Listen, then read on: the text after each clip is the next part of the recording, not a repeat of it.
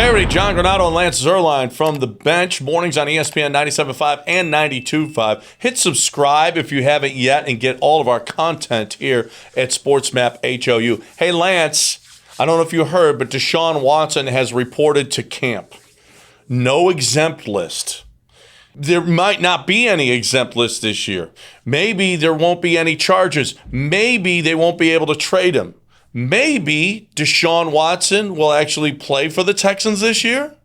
Maybe not. Okay. The odds are better he will or won't. So he won't play for them. He's not going to play for them. But what's interesting is I just thought of this. If you're in camp, you are in the middle of potentially playing for them. So what if, John, what if the Texans said, okay, you're here, great. You're here. We're not going to find you $50,000 a day. Instead, you're in camp, Houston Texans football camp.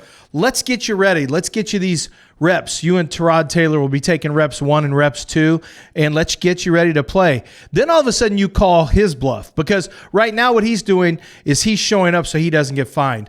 The Texans could call his bluff and say, awesome, we knew you would come to your senses.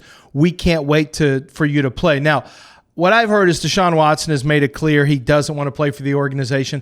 But if he's in camp, what happens if the Texans say, all right, let's get you ready? Does he walk out of camp? Aren't you just hurting yourself, though, by giving him reps and you're getting him ready for another team? Because when the regular season comes, he's going to say, I can't play. I'm hamstring or whatever the case may be, and you're losing valuable reps for Tyrod Taylor or Davis Mills or Jeff Driscoll or whomever. If he continues to tell you that I'm not playing for you, I'll take all the reps you want to give me, but I'm not going to play for you in the regular season. Valuable reps for Jeff Driscoll's an interesting way to put it. Well, Tyrod. Okay, yeah. Tyrod and Davis Mills, two guys who have to play this year. Yeah, no, I get it. I get what you're saying. I'm just saying the Texans could push back a little bit and say, okay, this is the next card that we're going to play.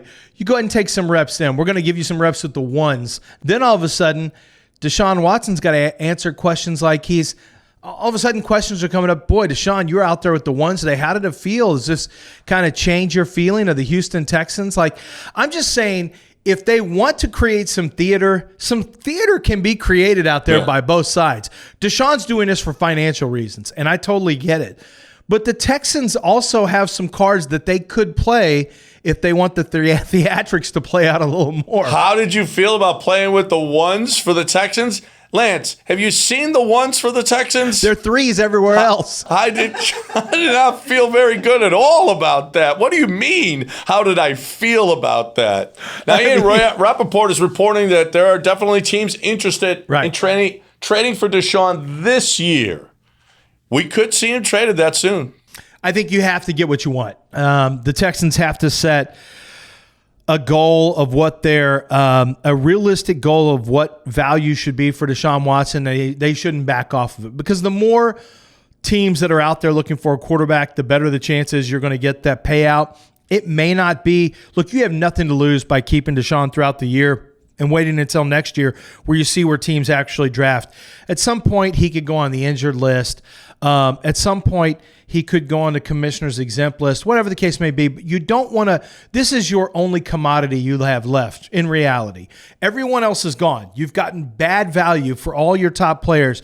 You can't get bad value for the one guy who could really bring you a ton of draft capital to rebuild around. So – if I'm Nick Caserio, now that doesn't mean the Texans are going to do the right thing, but the right thing is to wait until somebody gives you what you want, because I can promise you, after the year's over, a lot of new teams are going to pop up who need quarterbacks, and I think your value is actually much greater for Deshaun Watson by next combine in February. Well, but we know the Texans, first of all, they're really, under Bill O'Brien, they were really bad at trades. Mm-hmm. Secondly, they're a very religious organization.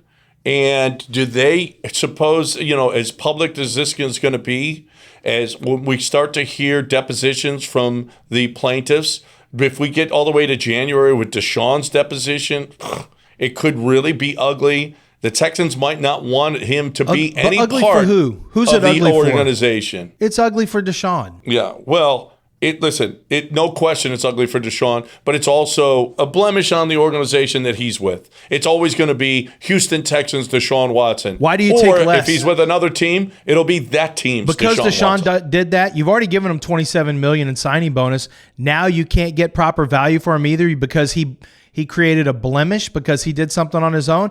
If I'm the Texans, I say, look, that's on you. You've already got our $27 million signing bonus and you're not even playing. So we're going to get the most we can. Don't forget, Deshaun Watson, at any point, you could say, okay, we got this trade package. Nope, not going there.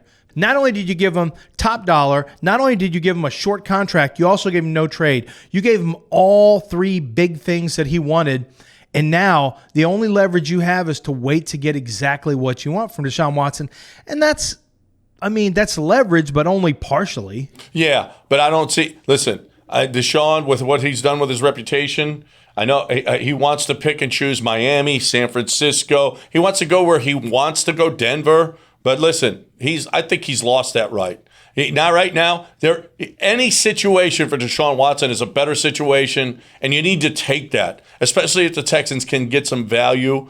Deshaun is going to be persona non grata here, but if he vetoes a trade where the Texans get good value and then they can't trade him for some value after that, boy, his PR is already destroyed here. It's already possibly destroyed here in the city of Houston. It would be even worse. I think the one thing to keep in mind, though, John, is that I don't think the Texans even walk down the aisle with the potential suitor unless they know Deshaun has given their blessings, because it's a waste of time. You basically have to say, okay, Deshaun, who would you be okay with us trading you to? And you take that list and you go to them. And if those teams aren't willing to play ball, you say, sorry, you can either open your list up a little bit or we're going to wait to trade you until next February. And let's also be clear, Deshaun doesn't want that either. Deshaun wants to be gone now. Yes. And so he needs to play ball as well. So we'll see if both sides are willing to open up a little bit. Right. I mean, they tell him, Deshaun, we got to deal with Philadelphia. That's not your first choice? Tough. That's the deal we got, and that's all we can get. We're not dealing with anybody else because they're not offering what Philadelphia is. So take this or leave it.